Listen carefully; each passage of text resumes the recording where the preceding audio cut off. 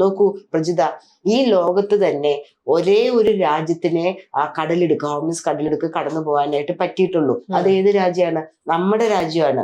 അതിൽ അഭിമാനിക്കണം. ഇന്നും ഇന്ത്യയിൽ 45 ദിവസത്തേക്ക് ആവശ്യമായ പാചക വാചകങ്ങളും ഇന്ധനവും ഉണ്ടെങ്കിൽ അതിന് കാരണം രാജ്യം ഭരിക്കുന്ന മോഡി സർക്കാരിന്റെയും അവിടുത്തെ മറ്റ് മന്ത്രിമാരുടെയും ഉദ്യോഗസ്ഥരുടെയും കൈമിടുക്ക് തന്നെയാണ്. പക്ഷേ ഞാൻ അതിന് ചോദിക്കട്ടെ, ഇപ്പൊ നമുക്ക് പാചകവാതക ക്ഷാമമില്ല എന്നൊക്കെ പറയുന്നുണ്ട്.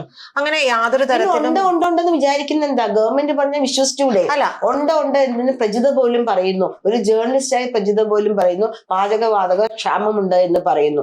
നമ്മളുടെ ധൂർത്തിനുള്ളതില്ലാന്നേ ഉള്ളൂ. അല്ലെങ്കിൽ എന്താണ് ഹോട്ടലുകളിലേക്കുള്ള പാചകവാതക വിതരണം അതൊന്നും നിങ്ങൾ കുറയ്ക്കൂ.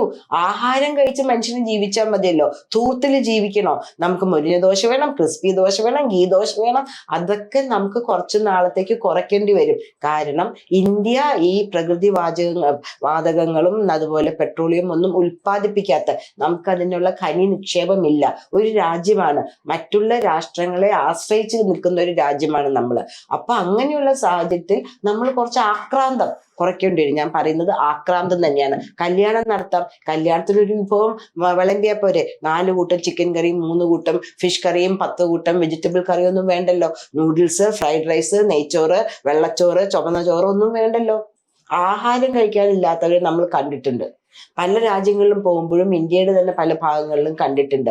ആ ഒരു അവസ്ഥയിലേക്ക് നമ്മൾ സ്വയമായിട്ട് പോവുകയാണ് ചെയ്യുന്നത്, ഈ ധൂർത്തും ധാർഷ്ട്യവും കാണിച്ചിട്ട്.